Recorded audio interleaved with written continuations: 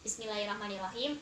Rabbi shrah li sadri wa yassir li amri wahlul 'uqdatam min lisani yafqahu qawli. Saya Dewi Sri Agustina dari kelompok Laili Mansur, Rayon Abdurrahman Wahid, Komisariat UIN Wali Songo Semarang, sebagai salah satu peserta PKD UIN Wali Songo tahun 2020 yang telah dilaksanakan selama 9 hari.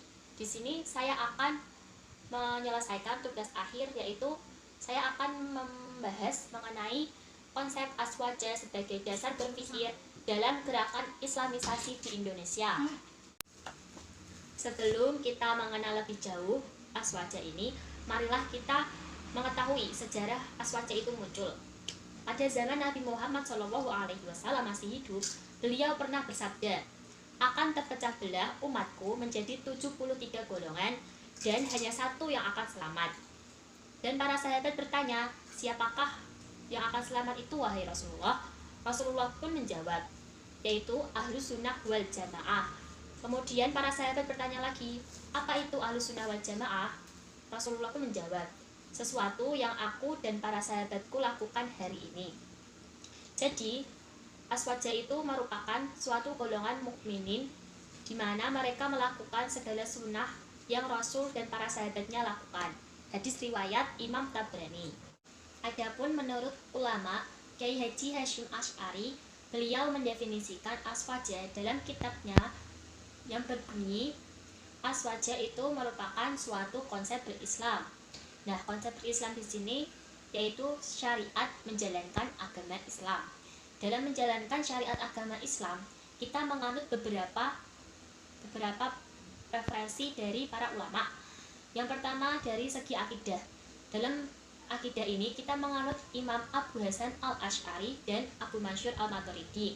Terus yang kedua, dalam berfikih kita menganut 4 mazhab populer, Imam Syafi'i, Imam Maliki, Imam Hanafi, dan Imam Hambali. Dan yang terakhir, dalam konsep tasawuf kita itu menganut kepada Imam Ghazali dan Imam Junaidi Al-Baghdadi. Jadi definisi aswaja itu banyak versinya, tetapi yang paling utama itu aswaja merupakan suatu konsep berislam, di mana kita itu menjalankan syariat agama Islam itu mengacu kepada beberapa ulama, seperti itu. Setelah kita mengetahui berbagai definisi aswaja, kita akan membahas mengenai konsep aswaja sebagai dasar berpikir gerakan Islamisasi di Indonesia. Nah, aswaja sendiri memiliki 4 pokok pembahasan. Yang pertama, tawasud. Tawasud di sini memiliki arti tengah-tengah. Jadi, aswaja tidak condong ke dalam salah satu pihak. Nah, pihak yang dimaksud yaitu radikalisme dan pihak liberalisme, di mana pihak radikalisme biasanya mengandung unsur kekerasan, sedangkan liberalisme yaitu suatu gerakan yang mengedepankan sebuah kebebasan tanpa adanya aturan yang mengikat di dalamnya.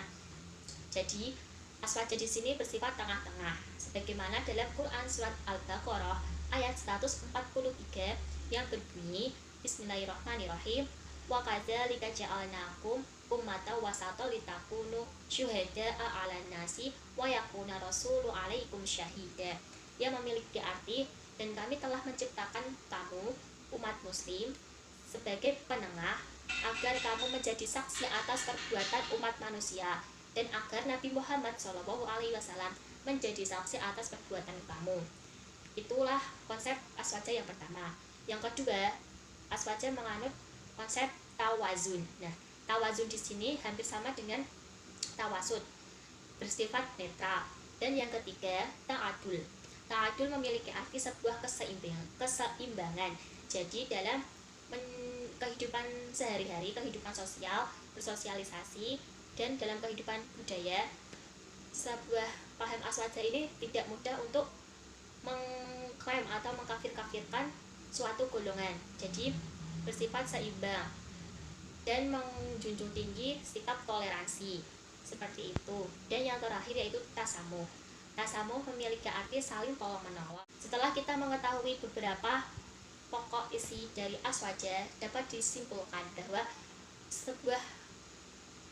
sebuah masyarakat dapat digerakkan melalui paham aswaja ini, karena di dalam Aswaja telah menganut beberapa unsur yang sangat dibutuhkan oleh Indonesia saat ini, di mana Indonesia sendiri memiliki keberagaman yang sangat banyak, dan untuk mengatasi semua itu dalam gerakan Islamisasi maka dibutuhkan sebuah titik temu dan titik tengah yang tidak mencondongkan ke dalam salah satu pihak. Nah, sekian video yang saya sampaikan. Apabila ada kata-kata yang salah dan kurang berkenan, saya mohon maaf yang sebesar-besarnya. Wabillahi taufiq wal hidayah, walhidayah wal inayah. Wassalamualaikum warahmatullahi wabarakatuh.